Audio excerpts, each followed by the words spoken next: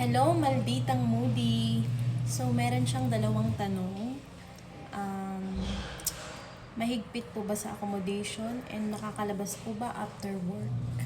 So, sasagutin ko yan. Yes po, sis Maldita, nakakalabas naman po after work.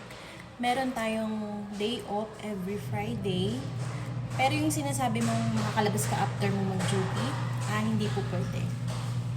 Alam niyo naman po na nasa Saudi tayo and this is a Muslim country. So, hindi po talaga ganun kalaya pang lumabas kung kailan mo gusto.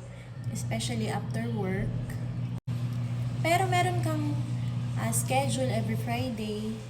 3 times a month kaming lumalabas. Meron kaming 6 to 8 hours minsan sa labas.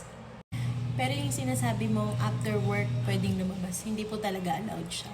Especially sa mga babae